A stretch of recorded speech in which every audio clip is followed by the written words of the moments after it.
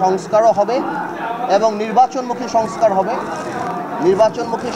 হবে এবং যাতে করে দ্রুত নির্বাচন হয়।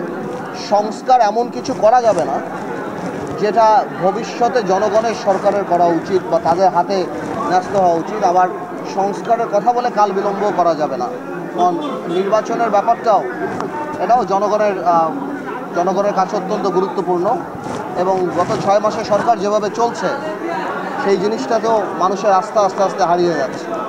আমি মনে করি নির্বাচনমুখী সংস্কারটা এখন বেশি গুরুত্বপূর্ণ। আমরা তো আলহামদুলিল্লাহ খুব ভালোভাবে দল গোছাচ্ছি। আমরা ঢাকা সিটিতে, আপনারা জানবেন, আপনারা রিসেন্টলি আমাদের প্রোগ্রাম দেখেছেন এবং রমজানের পরে আমাদের আবার ব্যাপক প্রোগ্রাম হবে। শুধু ঢাকা না, সারা বাংলাদেশ থেকে যারা পজিটিভ পলিটিক্স করতে চায় এই ধরনের অনেক মানুষ আমাদের সাথে যোগাযোগ করছে। ইনশাল্লাহ বাকিটা আল্লাহ ছেড়ে সময় বলে দেবে। আইনশৃঙ্খলা পরিস্থিতি সারা বাংলাদেশে অবস্থা খুব খারাপ এবং আমরা এটা তো দৃশ্যমান যে পুলিশ তার কাজ করছে না যেভাবে আমরা আশা করেছিলাম। এবং আমরা প্রথম থেকেই বলেছি যে সরকারের সাথে জনসম্পৃক্ততার অনেক অভাব ছিল এবং এই ধরনের গুরুত্বপূর্ণ মন্ত্রণালয়তে এমন কাউকে হয়তো দেওয়া উচিত ছিল যাদের জনসম্পৃক্ততা বেশি হয় অথবা পুলিশের কনফিডেন্সটা ফিরিয়ে নিয়ে আসতে পারে।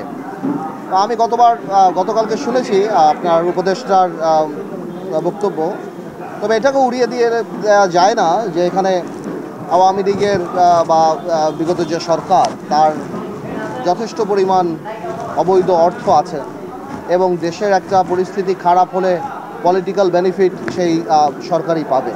তো আমি সেটাকে উড়িয়ে দিচ্ছি না, আবার অ্যাট দ্য সেম টাইম আমাদের এই বর্তমান সরকারও যে 100% এফোর্ট দিচ্ছে বা সাকসেসফুলি কাজ করছে আমি সেটাও বুঝি।